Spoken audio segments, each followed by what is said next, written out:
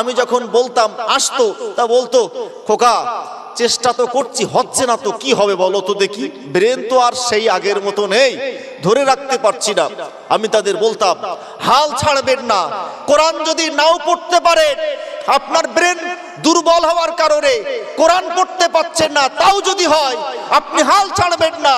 এই অবস্থায় চেষ্টা রেখে যদি মরেও যেতে পারেন, আমার নবী বলেছেন যারা কোরআন পড়ে যতটা সওয়াব পায়, আর কোরআন পড়তে পারছে না ব্রেন দুর্বল হওয়ার কারণে, কিন্তু ওই মানুষগুলি কোরআন পড়া তীব্র আকাঙ্ক্ষা রেখে চেষ্টা করে যাচ্ছে, নবী বলেছেন কোরআন পড়ে যতটা সওয়াব পাওয়া যায়, যারা কোরআন পড়তে পারেনি কিন্তু তীব্র আকাঙ্ক্ষা নিয়ে চেষ্টায় চালিয়ে যাচ্ছে, আল্লাহ ওদের দ্বিগুণ সওয়াব দিয়ে দেবেন। বলেন না সুবহানাল্লাহ।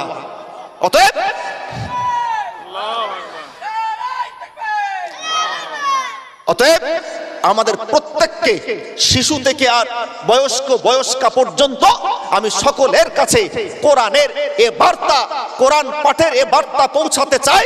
আমরা সকলেই কোরআনের পাঠক পাঠিকা হব ইনশাআল্লাহ।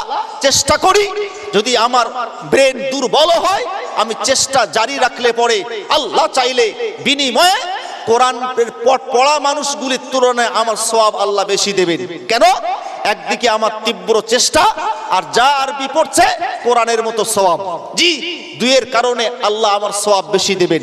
আল্লাহ আমাদের সকলকে কোরআনের উপযুক্ত পাঠক পাঠিকা বানান, বিশুদ্ধ কোরআন পড়বার সৌভাগ্য অর্জন করে কোরআন অনুযায়ী জীবন গঠন করার তৌফিক দেন। কিয়ামতের দিন এ কোরআন আমাদের সকলের জন্য সুপারিশি উপযুক্ত বানান। সকলে বলি আল্লাহুম্মা আমিন।